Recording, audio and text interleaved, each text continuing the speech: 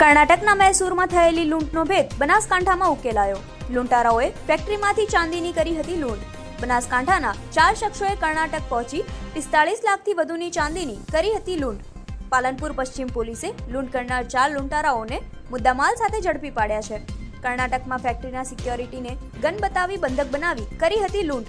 પોલીસે લૂંટમાં વપરાયેલ થાર ગાડી અને બંદૂકને કબજે લીધી.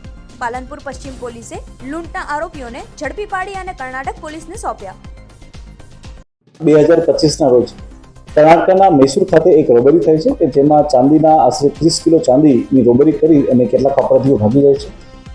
જે બાબતે કર્ણાટક પોલીસ અને સીપી મૈસૂરનો કોન્ટેક્ટ થતા તે લોકો જણાવે છે કે એ આરોપી જે છે એ બનાસકાંઠા જિલ્લાના છે.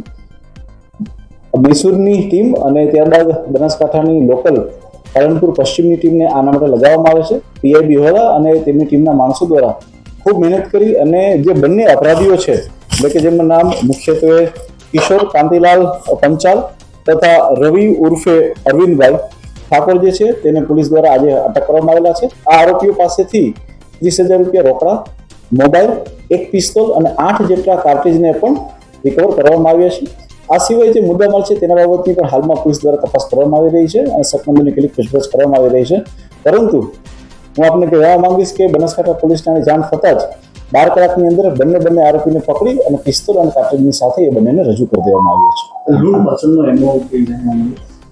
લૂંટ જે થયેલી હતી એક ફેક્ટરીની અંદર કે જેની અંદર ચાંદી રાખેલું હતું તેમાં તેના સિક્યુરિટી ગાર્ડને બાંધી અને કેટલાક લોકો એની ટીપ આપી અને ત્યારબાદ જે સિક્યુરિટી ગાર્ડને બાંધી અને આ લોકોએ લૂંટ ચલાવેલી હતી. આરોપી ક્યાંના છે સાહેબ? આરોપી જે છે એક જે છે એ ડીસા ખાતેનો છે. જે કિશોર કાંતિલાલ પંચાલ એટલે કે પંચાલ છે તેની વિરુદ્ધ આની પહેલા બી 307 દારૂના ગુના અને તે ઉપરાંત છે તડીપાર પણ પોલીસ દ્વારા અમારે બનાસકાંઠા જિલ્લા દ્વારા કરવામાં આવેલો છે. રવિ ઉર્ફે અરવિંદ જે છે તે પણ રહે છે એ ગુરુકૃપા રોડ મેઘાણીનગર અમદાવાદ ખાતે રહે છે, પરંતુ હાલમાં એનો પણ લોકેશન જે છે એ અહીંયા મળેલું તો તેને પણ અહીંયાથી પકડવામાં આવ્યો છે. તેના વિરુદ્ધ કોઈ જૂનો ગુનો છે. મુદ્દામાલ હાલમાં રિકવરીની પ્રોસેસ ચાલુ છે. તેના રિમાન્ડ લઈને ત્યારબાદ જે છે મુદ્દામાલને પણ રિકવર કરવામાં આવશે.